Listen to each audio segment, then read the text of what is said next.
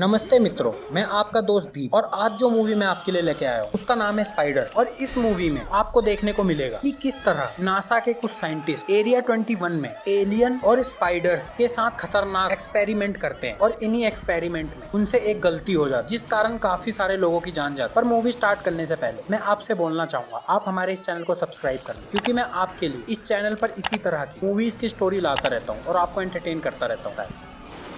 Movie की starting में हम एक नासा की लैब देखते हैं जिसमें एक साइंटिस्ट एक स्पाइडर को इंजेक्शन लगाता है और फिर उसको एक बॉक्स में बंद कर वहां से ले जाता है। इसके बाद एक अलग सीन आता है जिसमें हमें एक हेडक्वार्टर दिखाया जाता है जो एक रॉकेट को स्पेस में लॉन्च करने वाला है और इस रॉकेट में काफी सारे साइंटिस्ट भी हैं। अब इसके बाद फिर से हम नेक्स्ट सीन में पहुंच जहां हम एक मार्सी नाम की लड़की देखते हैं जिसका काम एलियन और स्पेस शिप के बारे में आर्टिकल लिखना है और उसे ये अपना काम काफी ज्यादा पसंद है और मार्सी का काफी ज्यादा इंटरेस्ट है एलियंस। अब मार्सी अपने ऑफिस पहुंचती है जहां पर वो एक कपल से मिलती है और वो कपल मार्सी को बोलता है कि वो लोग एलियन है और वो लोग धरती पर मंगल ग्रह से आए हैं, लेकिन अब वो लोग धरती से दोबारा से अपने घर जाना चाहते हैं। इसके बाद मार्सी उस कपल को एक फोटो दिखाती है जिस फोटो में एरिया 21 होता है और वो फोटो दिखाकर उस कपल से पूछती है क्या तुम लोगों का शिप इसी जगह पर उतरा था। पर उस फोटो को देखकर वो आदमी काफी ज्यादा डर जाता है और डरते हुए काफी तेज बोलता है कि मैं इस जगह पर दोबारा नहीं जाऊंगा।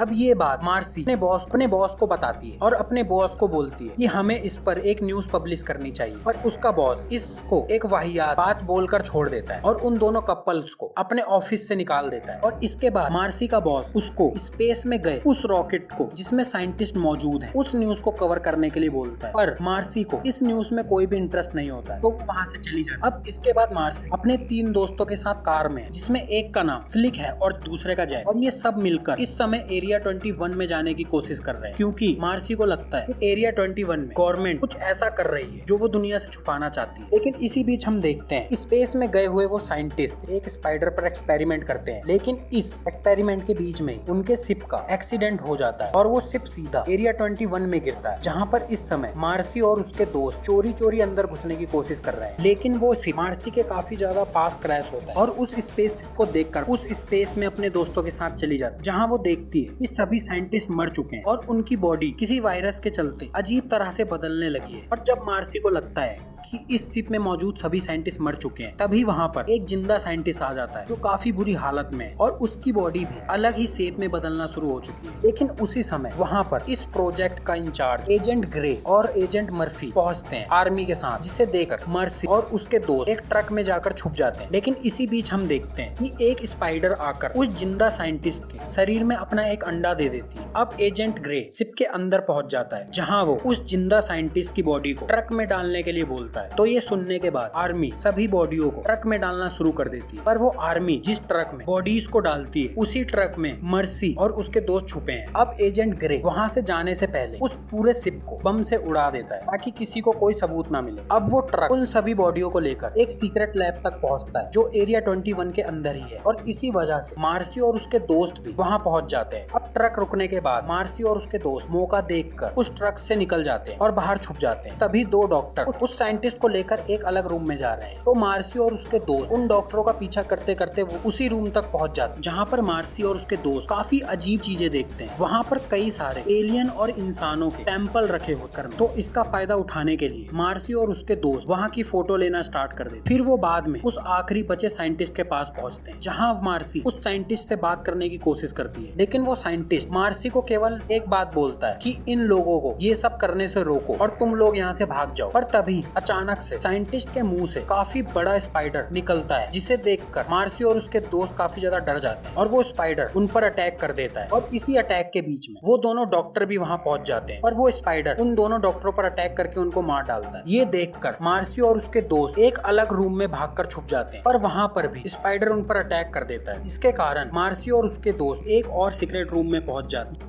अब यहाँ ग्रे और आर्मी उस रूम तक जहाँ वो उन दोनों डॉक्टरों की डेड बॉडी देखता है और साथ में ग्रे स्पाइडर का जाल भी देखता है, जिसे देखने के बाद ग्रे आर्मी को ऑर्डर देता है कि उस स्पाइडर को जिंदा पकड़ना है। अब दूसरी ओर मार्सी और उसके दोस्त वहाँ से निकलने के लिए दूसरा रास्ता ढूंढ रहे होते हैं पर वो एक ऐसी जगह पर पहुंच जाते हैं जहाँ काफी सारा स्पाइडर का जाला लगा होता है, जिसे देखकर मार्सी समझ जाती है कि वो स्पाइडर इस समय यहीं आस पास है। लेकिन तभी वो स्पाइडर किसी के दोस्त जैक पर अटैक कर देती है और वो जैक के पैर पर काट लेती है। लेकिन मार्सी और उसका दोस्त मिलकर मिलकर जैक को बचा लेते हैं और स्पाइडर को वहाँ से नीचे गिरा देते हैं। और वहाँ से भागने के बाद वो सभी एक सेफ जगह पर रुकते हैं, जहाँ पर मार्सी की नजर एक रूम के दरवाजे पर जाती है, जिसे देखकर वो लोग उस रूम में चले जाते हैं, जहाँ वो लोग देखते हैं इस रूम में काफी सारी और अलग अलग तरह की स्पाइडर्स के सैंपलों को रखा गया है और यहाँ पर स्पाइडर्स पर एक्सपेरिमेंट होता है। अब वो लोग मिलकर इस रूम को काफी अच्छी तरह चेक करते हैं कि जैक को उस रूम में एक कंप्यूटर दिखता है, तो जैक उस कंप्यूटर से इंफॉर्मेशन निकालना स्टार्ट कर देता है। और इसी बीच मार्सी को एक फोटो मिलता है, जिस फोटो में वो आदमी होता है जो आदमी मार्सी से मिलने उसके ऑफिस आया था और वो खुद को मंगल ग्रह से बता रहा था। ये देखने के बाद मार्सी और उसके दोस्त समझ जाते हैं कि यहाँ कुछ गड़बड़ चल रही है। और दूसरी तरफ जैक भी कंप्यूटर से काफी सारा सीक्रेट डाटा निकालता है, जिस डाटा से उनको पता चलता है कि ये लोग यहाँ बड़े स्पाइडर्स पर एक्सपेरिमेंट करते हैं। और उसी डेटा में उन्हें पता चलता है कि वो क्रैश हुआ सिर्फ नासा ने इसलिए स्पेस में गया था क्योंकि ये लोग स्पाइडर के डीएनए और एलियन के डीएनए को एक साथ मिलाना चाहते हैं, जिसके लिए इनको स्पेस में जाकर ही ये काम करना होता है, क्योंकि एलियन के डीएनए में स्पाइडर का डीएनए स्पेस में ही मिलाया जा सकता है।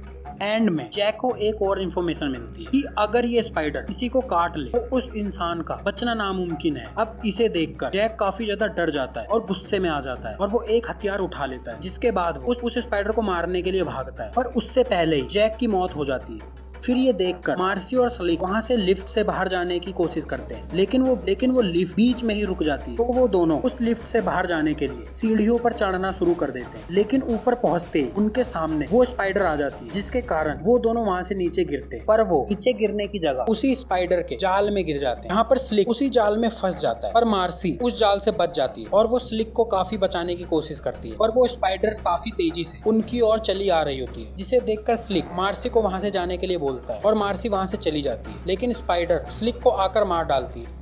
अब दूसरी तरफ हम देखते हैं कि वो आर्मी के लोग स्पाइडर को ढूंढने की कोशिश कर रहे हैं, पर वो स्पाइडर एक एक करके सभी आर्मी के लोगों को मार देती है। अब इसी बीच एजेंट मर्फी मार्सी को भागता हुआ देख लेता है, जिसके बाद वो मार्सी का पीछा करता है और वो कुछ ही टाइम बाद मार्सी को पकड़ लेता है। और वो मार्सी को पकड़ कर बोलता है कि वो उसे कोई भी नुकसान नहीं पहुंचाना चाहता है, पर मार्सी उसका भरोसा नहीं करती और एजेंट मर्फी से फाइट करना शुरू कर देती है। और इसी लड़ाई के बीच एजेंट मर्फी और मार्सी पानी में गिर जाते हैं, जहाँ पर स्पाइडर एजेंट मर्फी पर अटैक करती है, पर मार्सी एजेंट मर्फी को बचा लेती है।